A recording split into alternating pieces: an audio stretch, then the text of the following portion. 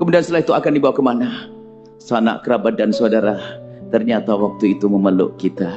Tapi ingat, itu pelukan terakhir, karena kita akan dihantarkan ke liang lahat.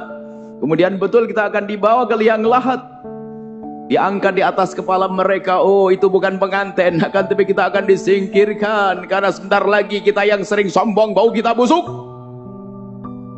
Apa yang kita sombongkan?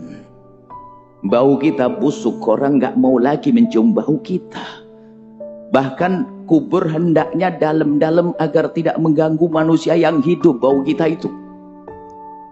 Apakah setelah itu kita masih akan sombong? Kita akan diletakkan di liang lahat setelah ditumpangi tanah di atas kepala kita. Akan ada datang kepada kita. Rupanya itu adalah dalam bentuk yang indah.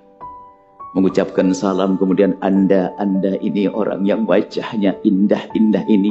Di saat mendengar salam, anda menjawab, waalaikumsalam, siapa engkau? Suara itu menjawab, aku adalah sholat malammu yang kau tegakkan selama hidupmu. Ada lagi suara indah, kemudian anda bertanya, siapa engkau? Aku adalah sedekahmu dulu. Ada lagi suara lebih indah lagi, lalu anda bertanya, siapa engkau? Aku adalah jalinan silaturahmi yang kau jalin, dan seterusnya. Sebelum kedatangan malaikat mungkar nakir, anda sudah didatangi dengan amal baik anda, yang itu menjadikan anda tidak merasa gentar dan takut di saat berada di alam barzah. Sehingga malaikat mungkar nakir datang bagi anda adalah seperti hamba Allah yang lainnya. Dia tidak perlu ditakuti, dan dia pun akan menyapa anda, bertanya kepada anda, pertanyaannya laksana sapaan yang indah antara sahabat dengan sahabat. Di saat beliau berkata, malaikat berkata, man rabbuk, anda pun dengan cepat menjawab, Allahu Rabbi, dan seterusnya. Karena anda di dunia orang yang baik, anda rajin sholat, anda rajin sedekah, anda baik dengan istri, anda baik dengan tetangga, anda tidak pernah mengunjing orang, anda ini loh orang baik. Maka di alam barzah anda menemukan keindahan sebelum anda mendapatkan keindahan surga nanti setelah dibangkitkan di padang mahsyar. Sepanjang di alam penantian anda merasakan indah, tidak merasa ketakutan. Tapi sebaliknya itu hamba yang di dunia suka menyakiti tetangga, nyakiti istri, nyakiti suami, rebutan waris. Sudah begitu sering umroh, rebutan waris, sering umroh, nggak diterima umrohnya, akan tambah itu dosa. Dan dengan suara menakutkan, kemudian orang itu ketakutan, siapa engkau? Dia menjawab, aku adalah harta saudaramu yang kau ambil dulu. Semakin takut hamba ini, semakin takut hamba ini di alam barzah, semakin takut dan ketakutan. Bayangkan di saat kita di tempat yang sunyi dan sunyi, kemudian ada rasa takut menguasai kita. Kemudian ada gelas jatuh saja kita sudah ketakutan. Bagaimana di alam barzah? Di saat ada suara seram menakutkan, tiba-tiba kita melihat makhluk yang tampak tidak santun. Karena memang begitu, malaikat mungkar nakir akan tampak di depan pendosa dengan tampak yang menyeramkan. Sampai dikatakan matanya biru kehitam-hitaman, suaranya lebih lantang dari halilintar. Kemudian bertanya kepada anda, man rabb, kepada dia. Saya tidak, bukan anda, mengatakan anda. Kepada si dia sang pendosa, man rabbuk. Dia tidak akan bisa menjawab, hanya berkata Maka jangan menjadi dia. Jadilah anda orang pertama yang seperti ini, yang kami lihat wajah-wajah ahli surga datang ke masjid. Dan jadikan hati anda hati perindu masjid yang sesungguhnya, dengan kekhusyuan, sehingga pulang ke rumah mendebar senyum dengan sanak kerabat dan saudara. Siapapun yang punya masalah urusan waris, segera beresin, jangan sampai urusan waris tampak di alam barzah.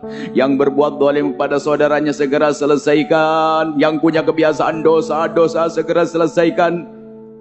Dan hendaknya seperti inilah khatib menyampaikan pesan, berbicara yang sesuatu yang menjadikan orang itu mempersiapkan diri menghadapi akhirat.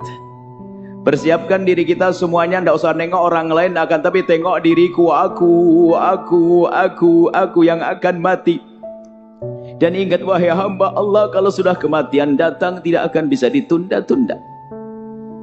Dan datangnya pun kadang tidak ngasih kabar.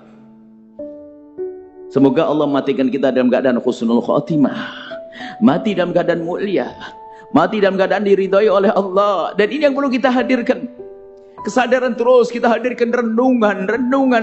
Dan ingat, semakin seorang hamba sadar akan adanya kehidupan setelah kehidupan di dunia, maka lihat semakin indah hidupnya. bukan ketakutan. Itu kan film horor. Ini bukan itu, akan tapi karena yakin aku di surga, aku di akhirat harus mulia, aku harus indah di alam barzah, aku harus indah di padang mahsyar. Maka yang sadar makna ini, dia akan mengambil hak saudaranya, nggak akan berani, dia akan menggunjing, tidak akan berani, nggak mau berzina, nggak mau minuman keras, nggak mau berjudi, nggak mau makan riba, nggak mau zalim pada pasangan. Karena ia sadar bahwa itu semua yang membebani dia di saat berada di alam barzah, akan membebani dia menyeberang siratal mustaqim, sehingga dia akan kecebur ke neraka jahanam. Hei hamba Allah, sadarlah akan makna ini. Jangan sampai kita menjadi orang yang di dunia ini tidak kenal Allah. Di alam barzah kita tersiksa dengan dosa-dosa kita. Ingat, mumpung nyawa masih ada di kandung badan kita, selagi matahari belum terbit dari barat, innallaha yaqbalu taubatal abdi ma lam yugharghir. Allah akan menerima tobat seorang hamba sebelum nyawa sampai tenggorokan. Kalau sudah nyawa tenggorokan terlihat neraka, tobat gak diterima lagi. Maka mumpung masih nyaman keadaan kita, yuk kembali kepada Allah. Ingat kematian, ingat kematian, ingat kematian.